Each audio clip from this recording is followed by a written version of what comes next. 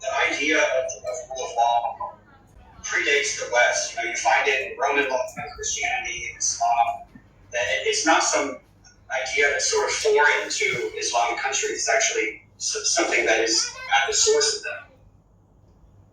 Look, Jeremy, in the Islamic tradition, there were over 140,000 messengers of God sent to mankind over thousands of years. And every messenger of God, the common message was justice. One of our great scholars, Ibn Khaldun, he was considered the father of modern history. According to him, he said that my whole study of Islam brings me to just one point, that the whole purpose of the Almighty sending man to earth is to establish justice.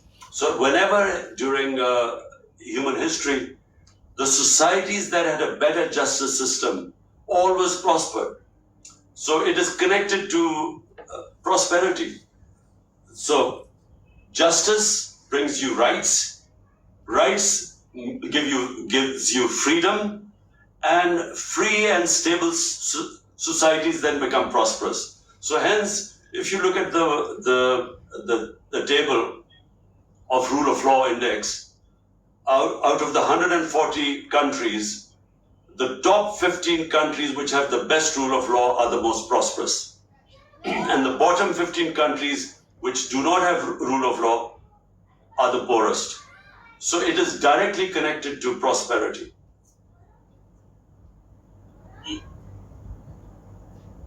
Also, can I jump in for short questions, because I had to leave because I'm doing a house search and I'm about an appointment. Also, I'm surprised also with the way the media has been treated, the way Arshad Sharif has been murdered. Imran Khan is missing now for 65 days. Mukit Sabar Shakar, myself, Shaheen Sabai, Bajaj Saeed, we all have been registered FIRs for terrorism. Yet the impression of the Western media is, and I think also Jeremy should comment on it, is somehow there that you are also as harsh to media.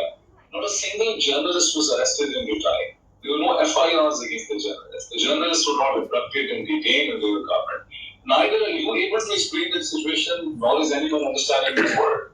There is a sea difference. Look at myself, look at Sabar Shakar, look at Shaheen Sabai, look at Bajaj Saeed, look at the poor Arshad Sharif, look at his family, look at Imran Riaz. Yet they're blaming you for backing down media. I mean, how do you explain that? Well, I think, Mohit, there's a term called moral equivalence, where they equate two unequal situations and actually protect the real aggressor. So, this idea that, some journalists might have suffered during our time, 3.5 years, and because of that, then the whole crackdown, what crackdown? Media is totally muzzled today. The media is totally controlled. There is no freedom. Under General Musharraf, and I don't know whether you remember, General Musharraf, the media was liberal compared to what is going on right now. So 100%.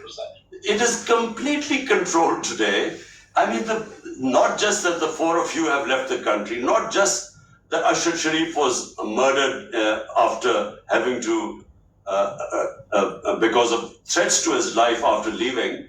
What about the 4 or 5 senior journalists who were roughed up and beaten up in Pakistan? Senior journalists like Azamir, like Sami Ibrahim, like Ghulam Hussain. These guys were just roughed up within Pakistan and threatened. So, this is unprecedented what is going on, the sort of crackdown. And yes, you're absolutely right. Sometimes they bring out some sort of human rights watch or some report or some international journalism who might have mentioned few journalists got a raw deal. But by the way, I looked at all there were 10 cases, so I actually had it investigated. There are 10 cases. And all of them, there were 3 of them which had to do with security, where the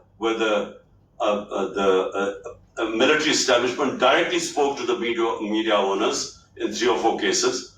There were 1 case which we were unfairly blamed because the channel This one guy, his viewership dropped. And there was only one case that came to me, and that was about Matiullah Jan. And when I found out that he had been picked up, the next day we had him released. But you cannot compare what is going on. I mean, there's just no comparison between then and now.